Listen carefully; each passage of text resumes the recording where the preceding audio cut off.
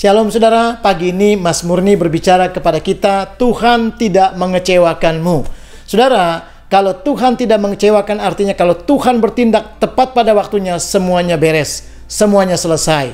Saudara, artinya apa? Engkau yang menanti-nantikan Tuhan, engkau yang selalu mengandalkan Tuhan, tidak akan pernah dikecewakan. Karena apa? Tuhan kita Tuhan yang hebat, Tuhan yang penuh kasih, Tuhan yang penuh dengan segala keajaiban dan kedahsyatannya. Mari kita lihat di dalam Mazmur pasal 2 ayat yang ke-9. Firman Tuhan berkata demikian. Engkau akan meremukkan mereka dengan gada besi, memecahkan mereka seperti tembikar tukang periuk. Saudaraku, kalau kita belajar untuk selalu melihat Tuhan tidak pernah mengecewakanmu. Tuhan itu hebat. Tuhan tahu kapan dia menolong engkau. Tuhan tahu bahwa engkau tidak sanggup untuk menghadapi banyak hal. Maka dia akan memberikan kekuatan, kemenangan, kedahsyatannya. Itu sebabnya Tuhan tidak pernah mengecewakan. Tetapi bagaimana kita bisa mengalami supaya Tuhan tidak mengecewakan kita, saudara dan saya? Saudara, mari perhatikan di dalam Mazmur pasal yang ke-18 ayat 21 ada 2 poin yang kita akan belajar. Yang pertama adalah kita mesti hidup benar di pemandangan Tuhan. Yang kedua, kita mesti hidup kudus, kita hidup suci di mata Tuhan. Mari perhatikan ayat ini, Mazmur 18 ayat 21. Saya akan ajak kita melihatnya. Demikian firman Tuhan. Tuhan memperlakukan aku sesuai dengan kebenaranku. Ia membalas kepadaku sesuai dengan kesucian tanganku. Jadi katanya Tuhan akan memperlakukan kita sesuai dengan kebenaran kita, dan Tuhan akan membalas kita sesuai dengan kesucian tangan kita. 2 poin yang kita akan belajar hari ini. Kalau kita mau merasakan, kita mau alami Tuhan tidak mengecewakan kita, maka saudara, poin yang pertama adalah kita harus menjadi hidup benar di mata Tuhan. Saudara dan saya harus hidup benar di mata Tuhan.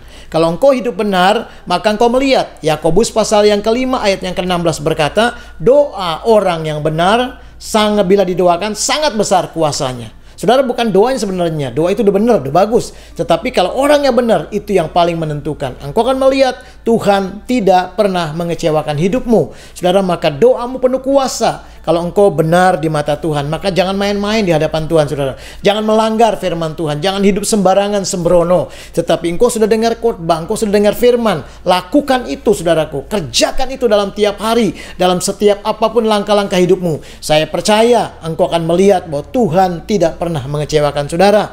Saudaraku, biarlah engkau belajar. Karena kalau engkau jadi orang benar, Amsal pasal 10 ayat yang ke-6 berkata, di atas kepala kita bahwa ada berkat. Firman-Nya berkata, berkat ada di atas kepala orang benar.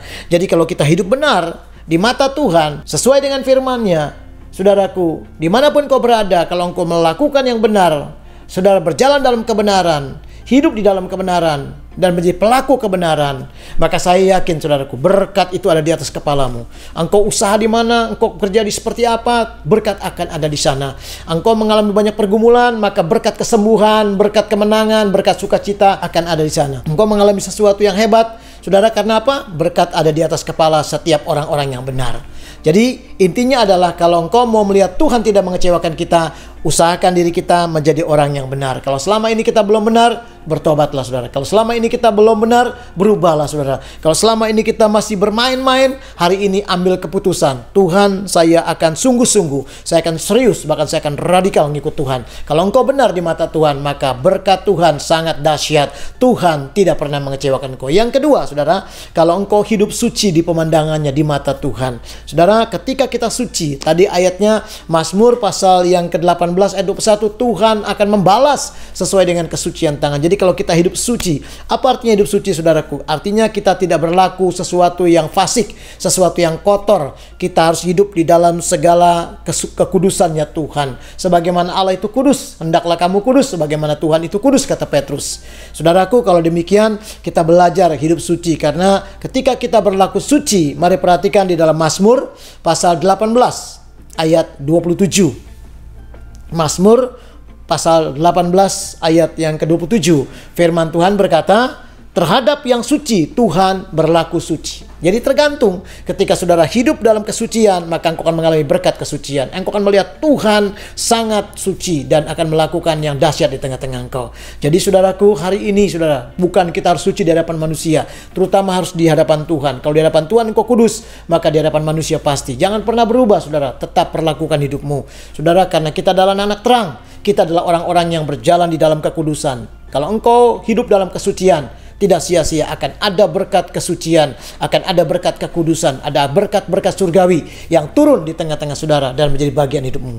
Saudara, di dalam Mazmur pasal 115 ayat yang ke-12, 13, Tuhan katanya mengingat dan memberkati kita. Saudaraku, kalau kita hidup suci, hidup kudus di mata Tuhan, Tuhan mengingat dan memberkati saudara. Saudara, nggak mudah saudara. Tetapi kalau engkau dalam keadaan masalah besar, engkau sendirian, tetapi Tuhan mengingat kita, maka akan ada berkat, akan ada kemenangan, akan ada kekuatan. Saudara, sesuatu yang luar biasa. Tuhan akan lakukan itu. Berkat-berkat Tuhan akan dicurahkan kepada kita semua, baik yang besar maupun yang kecil. Tuhan akan lakukan itu saudara. Tuhan akan memberkati kita. Saudara, baik engkau dalam keadaan apapun posisimu, Tuhan akan memberkati kita. Hari ini, belajarlah untuk selalu hidup di dalam segala kesucian.